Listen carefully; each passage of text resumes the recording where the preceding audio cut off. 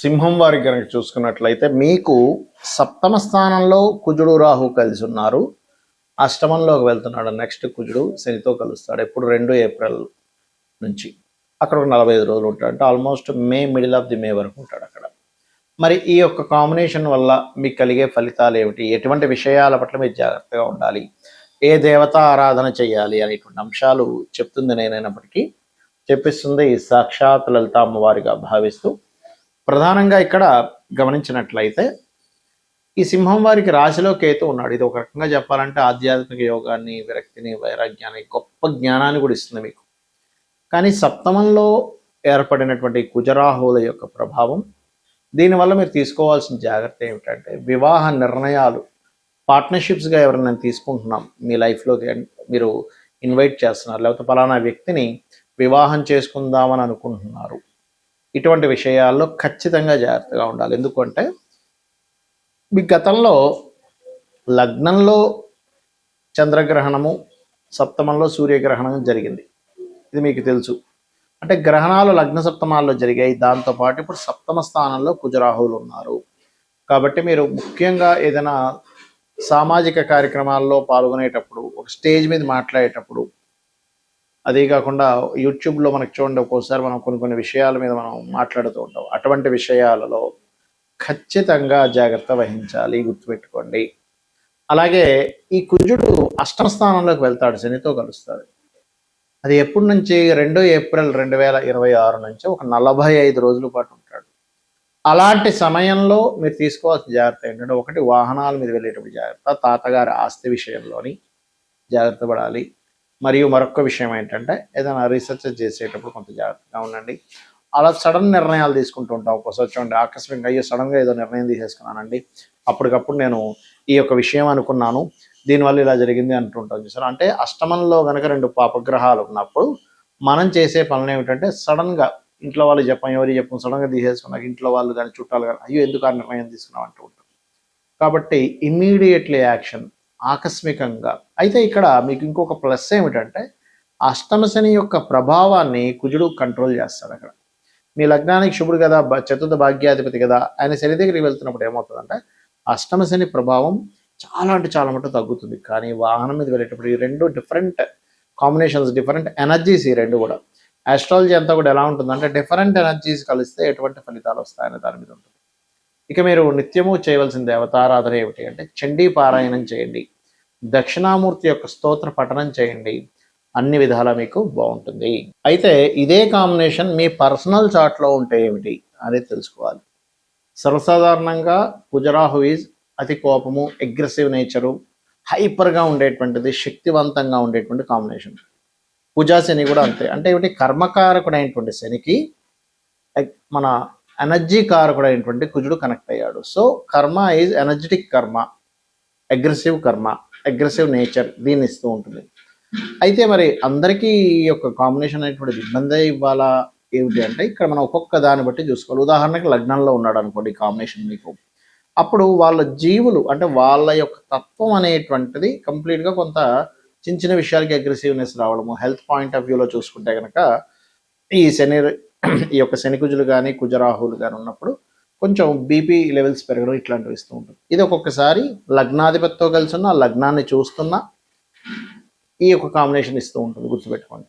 అయితే ఇదే మనకి ఒకవేళ ధనస్థానంలో ఉంటే ఇక్కడ 2 విషయాలు చూసుకోవాలి. ఎలాగా అంటే ఒక్కొక్కసారి ఎవరైనా పవర్ జనరేటింగ్ రిలేటెడ్ ధనయోగం, పవర్ రిలేటెడ్ సంబంధంగా ఎలక్ట్రికల్ స్టవ్స్ కానీ, ఎలక్ట్రికల్ వస్తువులు కానీ, ఎలక్ట్రికల్ బ్యాటరీస్ తయారు చేసే ఇలాంటి వాటి ధనయోగాన్ని ఇస్తుంది ఇక్కడ. కాకపోతే కుటుంబ సభ్యులతోని ఇబ్బంది అనేటువంటిది ఇస్తూ ఉంటుంది. అదే 3లో ఉంది ఈ కాంబినేషన్. మళ్ళీ చెప్పని కాంబినేషన్ ఒకసారి గుర్తుపెట్టుకోండి. కుజరాహు కానీ లేకపోతే కుజుడు శని కానీ గుర్తుపెట్టుకోండి.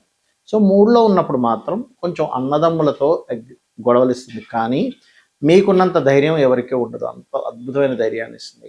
అయితే ఇక్కడ ఈ లగ్నానికి శుభులకి పాపులకి తేడా ఉంటుంది. ఎలా అంటే ఇప్పుడు ఈ కాంబినేషన్ ముఖ్యంగా కుజుడు ఎన్ని డిగ్రీల్లో ఉన్నాడు, రాహు ఎన్ని డిగ్రీల్లో ఉన్నాడు, ఆ లగ్నానికి కుజుడు శుభుడా రాహు శుభుడా, లేకపోతే కుజుడు శుభుడా శని శుభుడా అనేటువంటిది కూడా చూసుకోవాలి. ఎవరిని క్యాప్చర్ చేశారు, ఆ క్యాప్చర్ని బట్టి మీకుండే లగ్నాన్ని బట్టి కూడా చిన్న పిసర ఆ తేడా అనేటువంటిది వస్తుంది. అంటే ఒక గొడవ జరిగినప్పుడు మీకు లాభం కలగాల, నష్టం కలగాల అనే దాని మీద ఆధారపడుతుంది.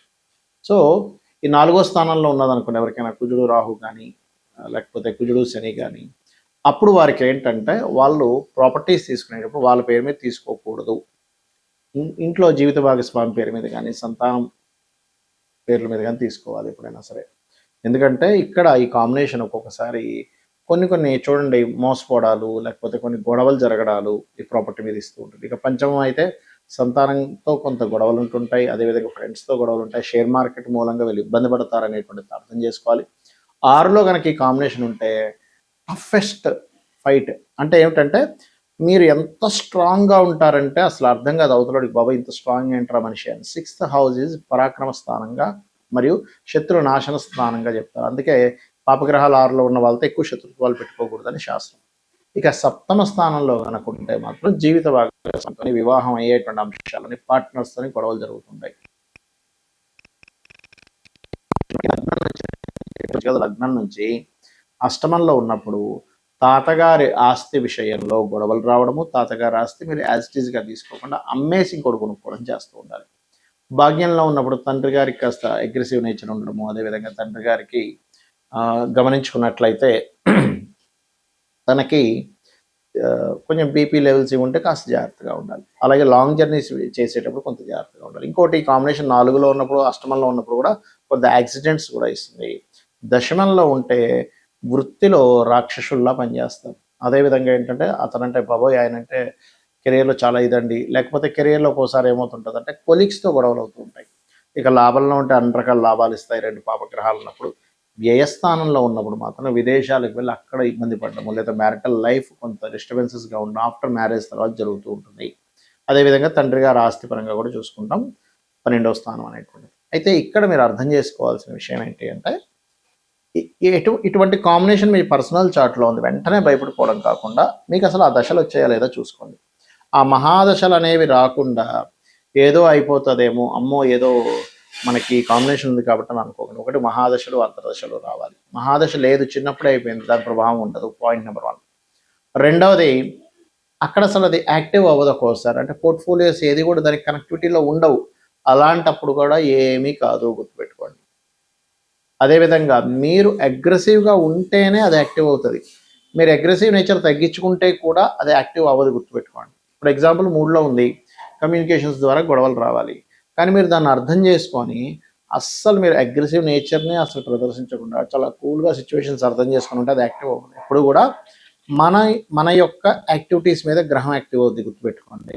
మనం ఒక పని చేసి ఆ కర్మ తగ్గట్టుగా గ్రహం యాక్టివ్ అవుతుంది, అది మెయిన్గా గుర్తుపెట్టుకోవాలి. అలాగే మరి దీనికి పరిహారాలు ఏమిటి? కుజరాహువులు కలిసి ఉంటే రావి చెట్టు కిందని ఆ సర్ప ప్రతిష్ఠ చేసిన వాటి దగ్గరికి వెళ్ళి ప్రదక్షిణం చేయడము. ప్రదక్షిణం చేసేటప్పుడు ఒక చెంబులో నీళ్లు తీసుకొని అందులో పసుపు కుంకుమ గంధం వేసి చిటికెడు వేసి కలిపేసి ఆ యొక్క నీటితోనే మీరు ఆ నీటిని పట్టుకొని రావి చెట్టు చుట్టూ ప్రదక్షిణం చేసి వాటి మీద వేయడం. అదేవిధంగా శని కుజులు ఉన్నా కూడా ఈ రెమెడీ చేసుకోవచ్చు. గోవులకి క్యారెట్స్, బెల్లము ఇటువంటి పదార్థాలు తినిపించడము, మరియు వీలైనంత మటుకు శివాభిషేకం ఎక్కువగా చేసుకోవడము, విష్ణు సహస్రనామాలు రెగ్యులర్గా వింటూ ఉండడము, చండీ పారాయణం లాంటివి చేయించుకుంటూ ఉండడం చేస్తూ ఉంటే ఖచ్చితంగా మీకు దీని యొక్క ప్రభావం కంప్లీట్గా పాజిటివ్గా రావడం జరుగుతుంది. శ్రీమాత్రే నమః.